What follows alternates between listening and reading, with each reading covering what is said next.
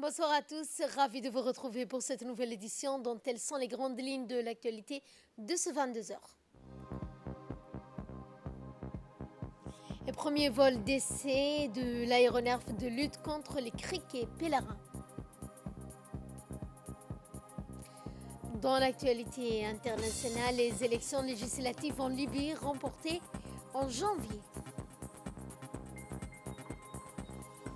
Bonsoir à tous et nous entamons ce journal par ce message de félicitations que le président de la République Ismaël Omar Guelleh a adressé au nouveau Premier ministre japonais Fumio Kishida, investi lundi à la tête du gouvernement de son pays. Je forme le vœu sincère que l'État du Japon accroîtra significativement sous votre leadership l'œuvre largement accomplie de son développement, a écrit le président Guelleh dans le télégramme envoyé à M. Kishida. Votre connaissance parfaite des dossiers de votre pays et votre immense expérience d'homme d'État qui fut tour à tour au cadre parlementaire et ministre à différents départements vous confère à l'évidence tous les attributs efficients du métier pour conduire la nation amie japonaise vers davantage de prospérité et de rayonnement, a ensuite indiqué le président Guelleh. Le choix stratégique de programme que vous préconisez, notamment l'accès à une énergie inclusivement propre, à la poursuite des progrès économiques à travers l'innovation, la création en vocation indéniable aussi, a débouché sur un essor rapide de votre pays, a poursuivi le chef de l'État. Nos deux pays entretiennent des liens privilégiés d'amitié et de coopération, a-t-il également noté, avant de se réjouir de l'honneur que nous fait le Japon de choisir la République de Djibouti pour abriter la première installation des forces d'autodéfense japonaises à l'étranger. Soyez sûr, monsieur le Premier ministre, que vous trouverez toujours auprès du peuple et du gouvernement de Djibouti tout le concours nécessaire au renforcement des relations de coopération, de solidarité, de fraternité entre nos deux pays et nos deux peuples, a écrit par ailleurs le chef de l'État, réitérant ses vœux de succès au nouveau Premier ministre japonais. Fin de citation.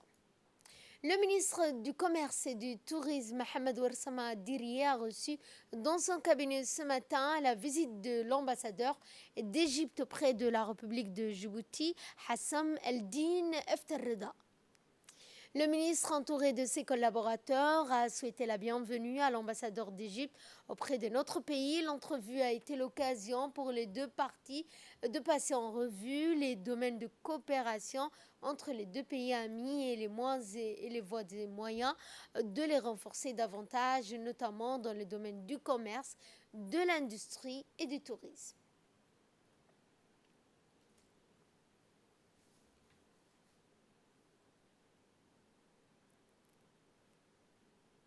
C'était dans les titres. Le ministère de l'Agriculture a réceptionné en juin 2021 un nouvel aéronef et a procédé ce matin à son opérationnalisation. Le ministère de l'Agriculture a engagé un prestataire pour l'exploitation de l'aéronef qui a effectué ce matin son premier vol de reconnaissance après l'obtention de l'agrément par l'autorité de l'aviation civile. L'aéronef agricole aura pour principale mission d'épandage des pesticides pour une réponse efficace contre les invasions de criquets pèlerins qui sont à la porte de Djibouti. Déjà, l'on signale la prolifération des saints dans les pays limitrophes. Par ailleurs, outre la lutte anti-acrédienne, l'aéronef va appuyer les actions du ministère de la Santé dans la lutte contre la prolifération de moustiques dans la capitale et dans les régions de l'intérieur du pays. L'aéronef donc est hébergé provisoirement par l'armée de l'air djiboutienne en attendant la construction du Centre national de lutte anti-acrédienne à Obok. Le ministère de l'Agriculture, notamment le ministre accompagné de son secrétaire général Ibrahim Elmi, du coordinateur de l'UGP, M. Baragoita Saïd, du directeur de l'autorité civile de l'aviation, M. Daoud Ali, ont participé au lancement de ce premier vol. À terme, l'aéronef aura sa base logistique à Obok, ville où d'opportunités d'emploi seront créées pour la population locale. Et nous avons recueilli pour vous cette réaction du secrétaire général concernant l'acquisition du premier aéronef de lutte des criquets pèlerins et des moustiques à Djibouti. Le ministère de l'Agriculture, dans le cadre d'un projet intitulé ProLuc et financé par la Banque mondiale, avait acquis un avion propre à la République de Djibouti. Et cet avion a été réceptionné le 24 juin 2021 à l'aéroport de Djibouti. Depuis cette date, le ministère de l'Agriculture n'a ménagé aucun effort pour rendre opérationnel l'avion. Qu'est-ce qui a été fait depuis cette date? Un prestataire a été recruté, c'est un prestataire français, qui va pendant une année fournir à la fois les pilotes et les mécaniciens, mais prendre en charge aussi la maintenance et l'entretien de cet avion. Aujourd'hui, l'avion est opérationnel, va commencer dès cet après-midi et dans les 3 jours à venir, 7 vols de reconnaissance de toute la République de Djibouti. Ces vols de reconnaissance vont permettre aux pilotes de s'adapter et de voir les paysages de la République de Djibouti. Une fois ces vols de reconnaissance faits, après va commencer toute la campagne de pulvérisation qui va lutter contre les moustiques et les criquets pèlerins. Donc dès la semaine prochaine, en accord et en concertation avec le ministère de la Santé et tous les intervenants dans ce dossier, nous allons procéder à la pulvérisation de toute la République, pas uniquement la ville de Djibouti, mais dans toutes les régions du pays. Ceci démontre que la volonté du chef de l'État d'avoir leurs propres moyens, de ne plus dépendre de location d'avions et de pouvoir à tout moment déclencher la pulvérisation en cas de prolifération des moustiques. Voilà l'objectif final de cet avion. Et parallèlement à ça, en cas de besoin, nous pouvons louer dans le cadre de cet avion. S'il y a dans les régions un besoin qui se fait sentir, nous pouvons mettre à leur disposition cet avion en cas nécessaire, dans le cadre d'un accord bilatéral ou multilatéral. Et place cette fois au point de presse sur l'évolution de la situation du Covid-19 dans notre pays. Point de presse qui nous est fait par le secrétaire général du ministère de la Santé, Dr Saleh Banoïta Tourab. En ce mercredi 6 octobre, la situation épidémiologique de la Covid-19 en République de Djibouti se décline comme suit.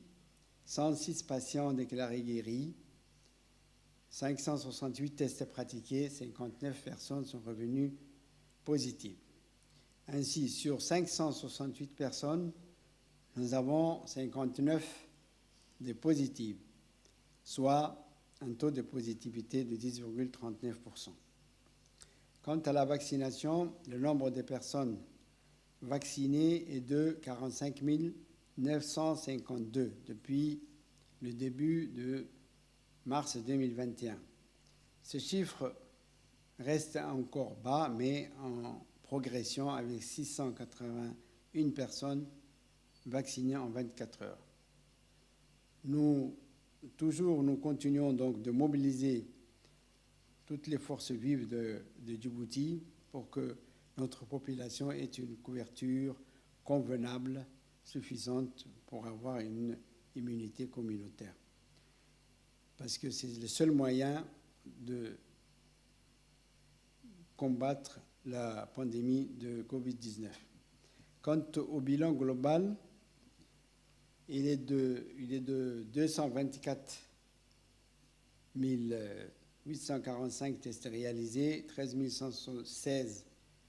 116 personnes diagnostiquées positives et 12 603 sont guéris. Et nous avons au total 174 décès. Restons vigilants, protégeons-nous, protégez les autres, vaccinons-nous tous. Merci. Santé toujours avec cette campagne vaccinale anti-Covid-19 au niveau de l'administration centrale se poursuit toujours. En effet, c'est au tour de la société Djibouti Telecom qui a reçu l'équipe mobile de la vaccination. Les agents de l'État ont favorablement accueilli cette initiative en se vaccinant massivement. Les responsables des agences et les hauts cadres de l'établissement ont ouvert le pas pour inciter et sensibiliser leur personnel pour une immunisation individuelle et collective pour barrer la route à cette pandémie. Un très grand nombre d'agents ont donc reçu leur dose de vaccin sur les lieux de travail afin d'assurer leur protection sanitaire individuelle tout en garantissant la sécurité des usagers dans leurs services. Toujours dans le cadre de cette campagne de vaccination contre la COVID-19, eh bien, le Vaccinobus sillonne les quartiers de la capitale selon un planning préétabli dans le cadre d'une campagne d'immunisation massive de proximité. Hier, c'était au tour du centre névralgique de la capitale, la place Mahmoud Harbi, qui a été choisie par l'équipe de vaccination. Ainsi, plusieurs centaines de citoyens ont pu bénéficier de cette campagne d'immunisation de proximité et a permis d'augmenter considérablement le taux vaccinal moyen par jour. Le ministère de la Santé appelle la population à profiter de cette campagne intensive de proximité pour se faire vacciner massivement, en rappelant que le vaccin reste le seul moyen efficace pour lutter contre cette pandémie. Et c'est dans d'exemplaires du Saint-Coran en braille, l'ambassade du Royaume d'Arabie Saoudite à Djibouti a abrité hier une importante cérémonie dédiée à la remise de 50 exemplaires du Saint-Coran en braille à l'Agence nationale des personnes handicapées ou l'ANPH. La cérémonie de remise de ce don du Saint-Coran offert par une ONG saoudienne et vise ainsi à l'accompagnement des personnes à déficience visuelle. Cette noble initiative traduit les bonnes relations fraternelles existant entre la République de Djibouti et le Royaume d'Arabie Saoudite. L'ambassadeur saoudien a affirmé sa ferme volonté d'accompagner les efforts de l'ANPH, soucieuse de répondre aux besoins de cette large frange de la société djiboutienne et de défendre leurs droits légitimes. Pour sa part, le directeur général de l'ANPH a exprimé ses remerciements et sa gratitude à l'ambassadeur du gardien des deux lieux saints. Direction Arta avec une cérémonie qui a été organisée par le ministère de la Santé en collaboration avec les autorités de la région dans le cadre du lancement de la campagne vaccinale. Cette cérémonie de lancement de cette campagne de vaccination s'est tenue au centre de santé communautaire d'Arta et a réuni entre autres le préfet de la région, M.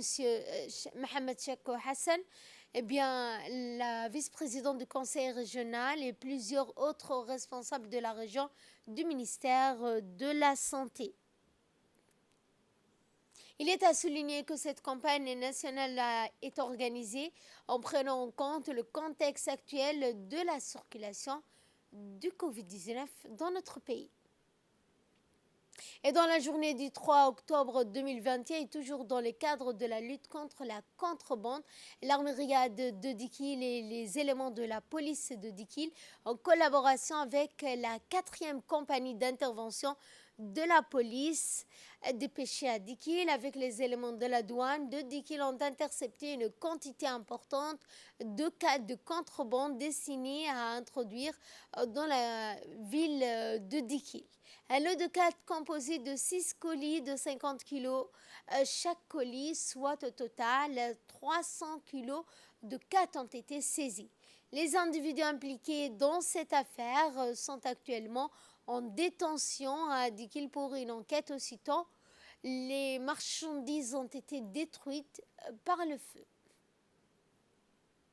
Dans le cadre de la lutte contre l'immigration clandestine et contre toute forme de maltraitance, dans la traite des êtres humains, les gendarmes stationnés au poste de Lakassal ont mené une opération de secours et d'interpellation dans le secteur d'Adad Goma, près de la banquise du sel de Lakassal, dans la matinée du 3 de ce mois. Au cours de cette opération de secours et d'interpellation, les gendarmes ont interpellé 174 migrants, soit clandestins, dont 22 femmes, tous d'origine éthiopienne et désirant se rendre dans les pays du Golfe. Au cours de cette opération, certains migrants ont relaté avoir été torturés par des passeurs afin d'obtenir des rançons avant même leur acheminement vers la péninsule arabique. Ainsi, une équipe d'enquêteurs de la section recherche et de documentation est projetée sur les lieux où la diligence d'une enquête judiciaire.